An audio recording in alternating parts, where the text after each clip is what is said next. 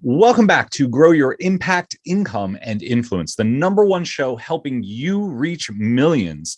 Today, we are going to be talking about kind of all three of them, a little bit of the impact, definitely some of the income, but more about what goes on inside of you and making you the best person that you can be. My guest today has one of the coolest stories I've ever heard. She's known as the Pet Lady. For the last 8 years, she's been building an amazing business helping people with pets. She's been featured on all the major news networks. She's had her own television show. But when the pandemic hit, if you guys remember, everybody had to pivot. Well, she got stuck in Guatemala for 3 months. She wrote a book, completely rewrote a book, if we're being completely honest, all about how to overcome codependency, because that's what the pandemic brought out in her life. And she knew that she had to pivot her entire business and go in a whole new direction. Now she is helping people break the codependent cycle. Dana, how are you doing today? Hey, Steve, I'm doing great. Thanks so much for that great introduction. No problem. It is my pleasure. So, I mean, that's a pretty crazy story. Like, we know a lot of people pivoted during the pandemic. They made some changes. They started showing up in their boxer shorts to work, maybe getting up a little bit later. You got trapped in Guatemala. You were the pet lady. You had a hugely high successful business, and you decided to take a hard pivot into codependency, which I think most people would be like, where did that come from?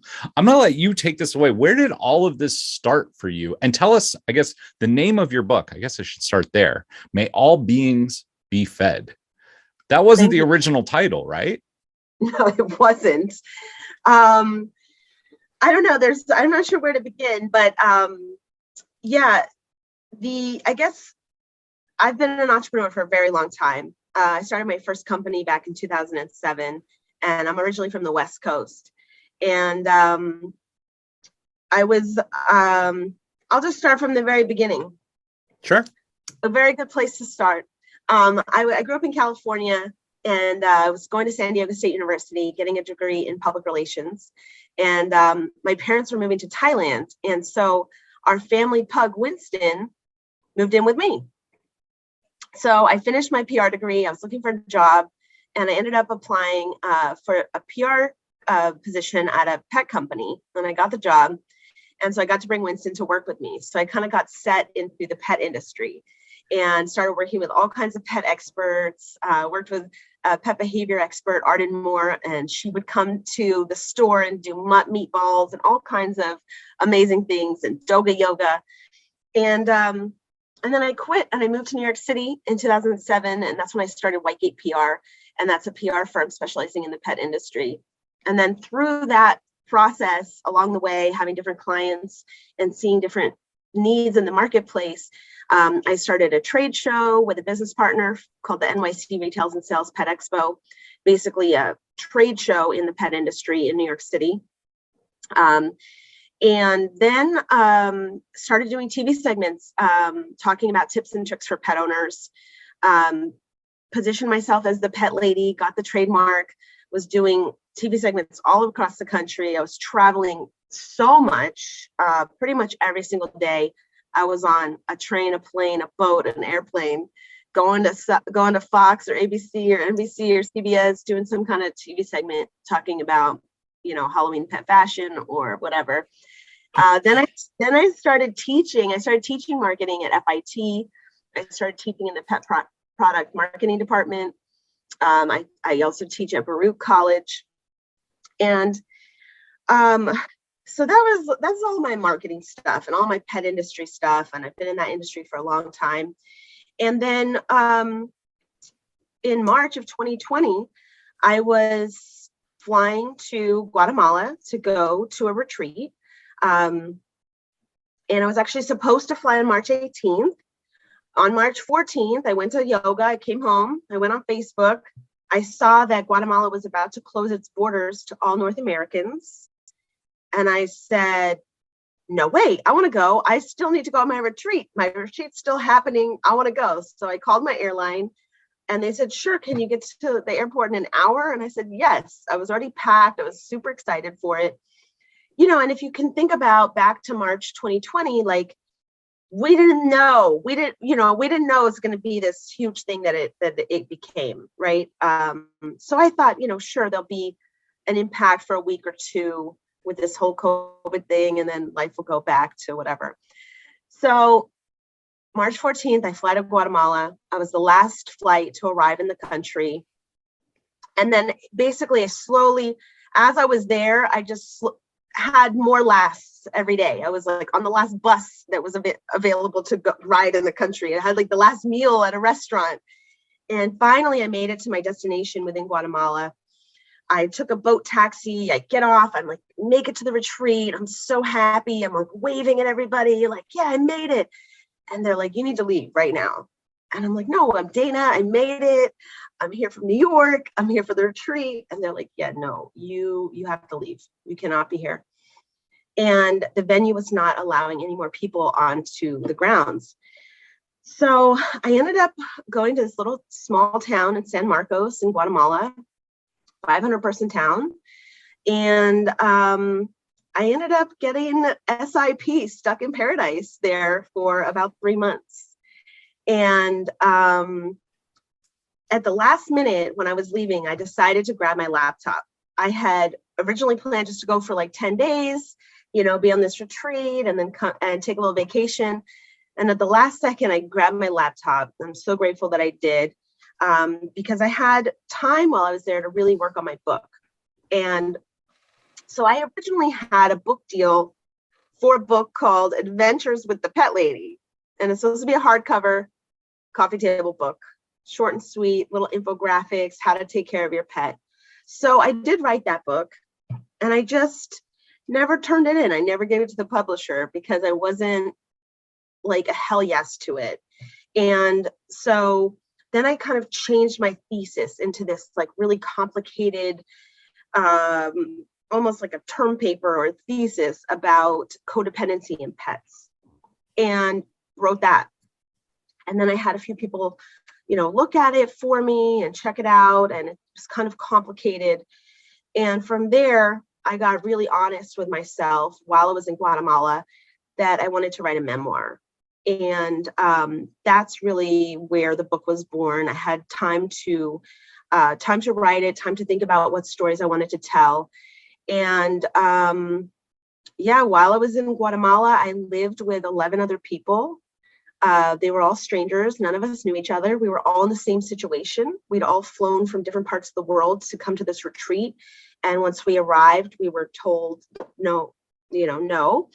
And so we lived in community for 3 months. And it was such a beautiful experience. And during that time, I shaved my head. I really, as a promise or declaration to myself, to not be a marketer anymore, and to not spend my life force energy marketing other people's products and helping companies improve their bottom line, and really get true on my purpose of helping people that are struggling with codependency to live a better life. And part along the way, I was in a relationship with someone with narcissistic personality disorder, and realized through my research around that they're the same side of this different side of the same coin, narcissism and codependency. So I spent a lot of time researching about narcissism and pointing the finger and blaming, like, oh yes, how bad are they? And I really had to get honest with myself and turn the finger around and say, okay, what's happening here? And codependency can be a hard pill to swallow. And I think it's something that is very prevalent today. And, I've been on my own journey to kind of heal my own codependency, and I write my stories in my memoir, and I'm happy to coach people about that. I mean, that's a huge story. Just to recap, I'm a successful marketing person who started a business. I just want to point this out. You glanced over it. I started a business in 2007, going into the toughest economy the world has seen, and you were successful. Then you're flying all over the place. And most people, if you ask them, that would be the dream. I'm traveling all over. I'm on TV. I'm well known. I have an expo. And then the pandemic serves up, you're like excited to go to the retreat. You get there and the pandemic serves up, hey, go live with 11 people that you've never met in a third world country with a laptop and probably like one shower for all of you.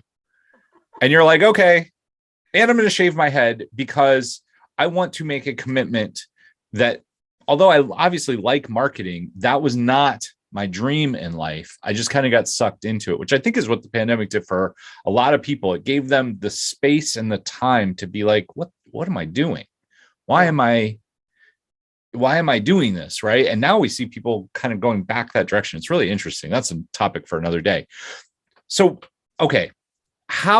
What I want to know, codependency with pets, codependency with people, all of that came to the forefront in your mind. And first off, I want to like give you the best round of applause. Like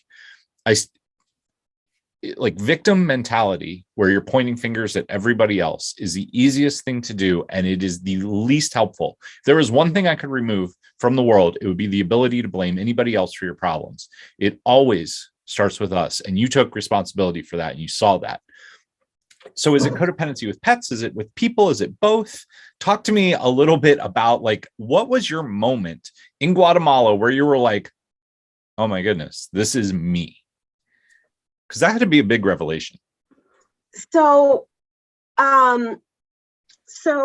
pets, dogs and cats specifically, are dependent on us, just like children. They are our dependents. Okay, we've decided that doggy or kitty is going to come live with us, and they're going to be in our house. So they're no longer in nature where they can fend for themselves. And now we need to provide for them. We need to give them food. We need to give them water. We need to give them shelter, because that's kind of the agreement we're in of saying like, hey, you're going to be my pet now. So where I see the issue is where there's a codependency, right? The pet should be dependent on us. We should not be dependent on them. And so this is something that happens, in our society a lot, is that you'll hear maybe someone has a family member that passes away or a loved one that passes away and they are feeling sad, right? Oh, you should get a dog. And it's that's just one example. But this happens a lot of like, oh, you're, having some difficult, challenging feelings, get a dog. They'll show you unconditional love. And so now it becomes that we are becoming dependent on them because we're not like honoring our own emotional needs and taking responsibility for ourselves. And so I see this, as the pet industry continues to grow, I see this happening more and more, is like, there's this kind of like catchy phrase out there, like, dog is my co-pilot. Well, I'd like to challenge you, like, yeah, have your dog, have a cat. Like, I'm pro, being a pet parent, but like, just be careful and watch, like, are you substituting human interaction with animal interaction because it's easier? Like, I'd like to encourage people to get back into the extreme sport of human relating and deal with our own problems and like be able to be with each other and talk things out, than just avoid people and say, oh, that's too hard, that's too scary, that's too whatever. And I'm just going to bring my dog everywhere with me. And they're going to be my companion, my spouse, my loved one, my everything. And I think it's, we've become comfortable letting our animals kind of take this spot of like best friend or partner. And, I'm kind of saying like, well, no, like they're your dog. They're dependent on you. Hey, thanks for taking a moment to check out this episode of Grow Your Impact, Income, and Influence, the #1 show helping you reach millions. Have you ever thought about building your own webinar or using public speaking to reach your ideal audience? Well, if you'd like my help with it, over the last several years, I have built more than 40 live events for clients just like you. In the last 18 months, I've helped 32 entrepreneurs build their webinar with over $5 million in cumulative sales. If you'd like to see how I can work with you, or if you'd be interested in having me speak at your event or be on your podcast, go to steven.coffee. That's steven.coffee to book a short call with me and see how we can work together. All right, let's jump back to the episode. You're kind of preaching to the choir a little bit. I can talk about like 3 or 4 like examples of seeing that. Like I remember 15 years ago, you would never see a dog in a store with somebody. You wouldn't see a dog at a restaurant with somebody. You wouldn't see a dog on the plane with somebody. But now there are people that are literally like, oh, they're my emotional support animal. Like I hate to say this, but if you have that and that is your crutch, you're giving up your power, and you're giving up, like, that's what I see. Like you're just making yourself like, oh no, I need this thing to like pet and like take care of. And if I don't, I get really anxious. Like you're making, like, you can learn to survive without that. And I think I see, to your point, like a lot of people don't want like sometimes human interaction can be messy, right? It can be uncomfortable. You can have some arguments with somebody, like even your best friend, you might not always see as your best friend. You might have some arguments, you might have some disagreements, you might, whatever. Oh, but my dog is never going to talk back to me. And I could personify them and put all the emotions on them and they're perfect. And now my life is perfect and I can pet the dog. Like that's what I hear you saying. And I see that. And I agree with you. I'm like, I've not gone on dates with people based on like, we'll talk a little bit. And if they start talking a bunch about their pet and taking care of them, I'm like, probably not a good idea. Like it's dangerous, I think. But anyway, tell me more about how did this come to be in Guatemala? Like, was your animal in New York? Was this something you saw in yourself? Talk to me a little bit about that. Well, I guess about 2 years before I went to Guatemala, I ended a relationship with someone, as I said before, who I believe has narcissistic personality disorder. And so I really started looking at the DSM-5, looking at personality disorders, looking at like what's going on here in my patterns. And then with the discovery of deciding this person was a narcissist, like, oh, the other relationships I had before that were also probably not that healthy. And what's the common denominator here? Me. So, I was like doing a lot of inner work and doing a lot of research and just, so I guess it was kind of like a work in progress that I was deciding these things. And at the time, I didn't have a pet. I actually came home from, I went to Guatemala being a dog lover, and I came home from Guatemala being a cat lover. So as soon as I got home from Guatemala, I actually adopted 2 cats. And everyone in my life was like, what's going on? I always thought you were a dog person. And, and that's a whole another part of this like philosophy I had about codependency and pets, about like introvert, extrovert, like cat person, dog person. And basically I fell in love with a cat that was our neighbor's cat while I was living in Guatemala. I had never really known about cats before. And so that was, I would say, was like the main like change that happened there. And I think that the ideas I had were kind of brewing for a while, but once I was in Guatemala, I had some time and space to, just write everything down. And in the house in Guatemala, we had somehow one of our housemates was an IT director from Israel. And so he managed to get us like, I don't know, all the Wi-Fi. Like we had all the Wi-Fi. It was amazing. All 12 of us could be on like video conference calls, and it was like working. So my office was a sleeping bag in the yard. Like I found my little spot. I had a grass little plot. I had my sleeping bag, and people knew when I was sitting there, like I was working.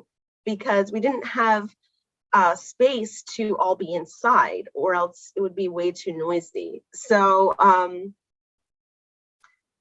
yeah. Well, hang on. I want to ask, like, how did you guys, like, you were all going to the same retreat. How did you find a place to rent? Like, I'm just like all the questions of logistics. Like, I would go to a hostel, but I'm not going to spend 3 months in a hostel. Like, what, like, were you guys just like, let's get a house? Like, I know this is kind of outside of codependency, but how did like 11 of you end up in a place together?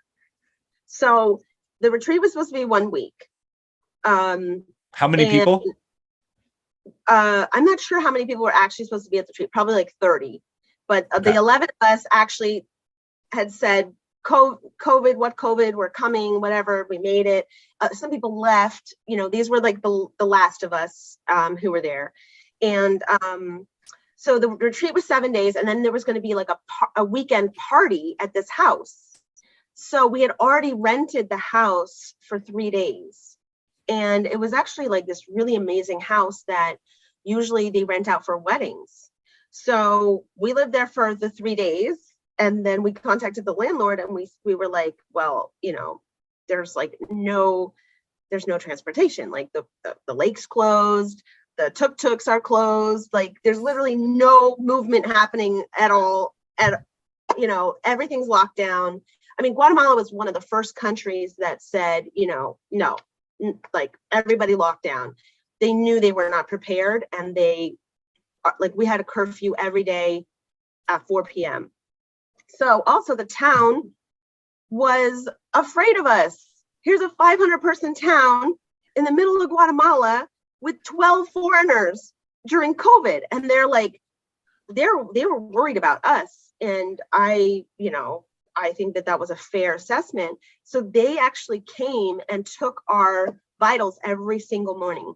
So every morning, a team from the health center would come and take our temperature, our blood pressure, our some other sign, and keep track of us. And so we were only allowed to send one person per day outside between the hours of 11 a.m. and 4 p.m. to get groceries.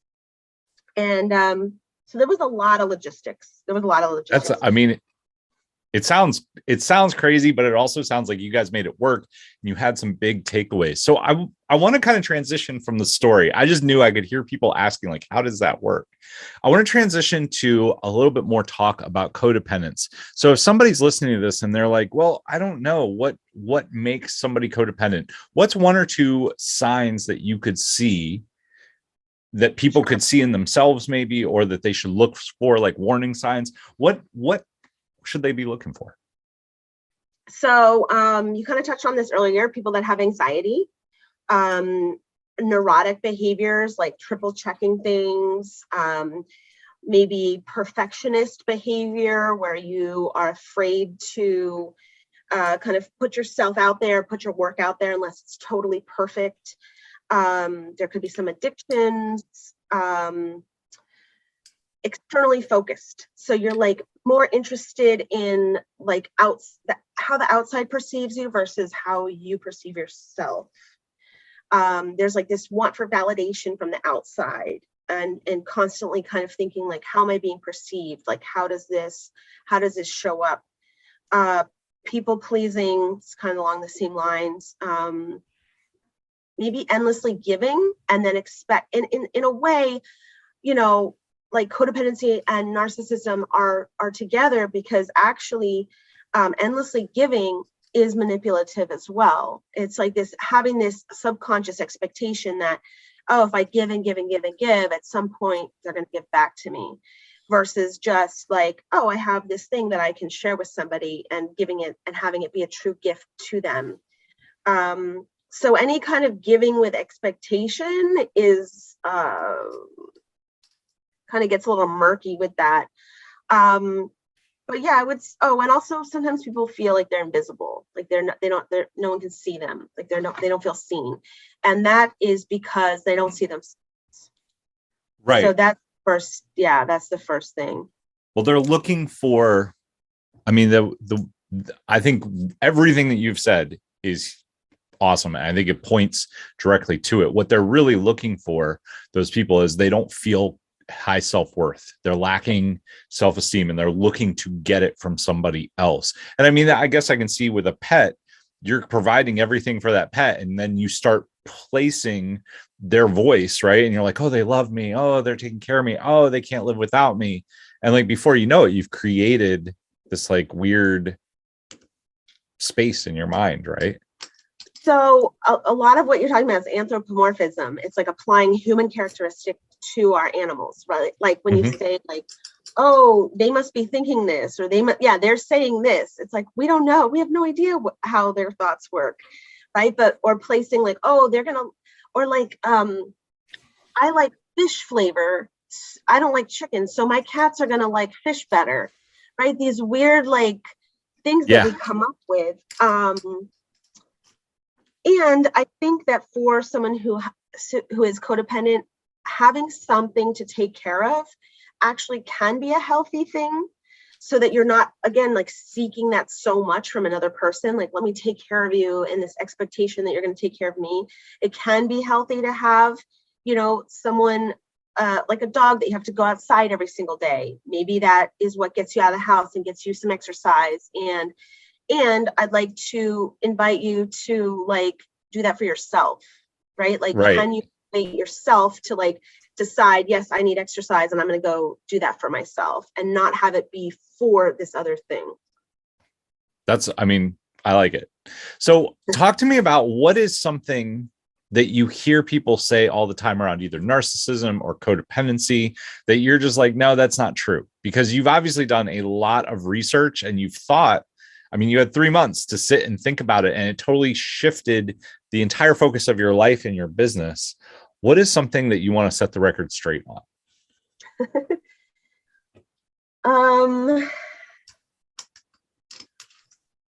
I mean, I've heard so many different things. I mean, the first one is like the whole victim thing, right? Like, oh, they're a narcissist and they're a narcissist. I heard like somebody called Tony Robbins a narcissist, right? I've heard, and I was like, why? I hear that a lot. I hear that a lot. Because he likes to talk about himself.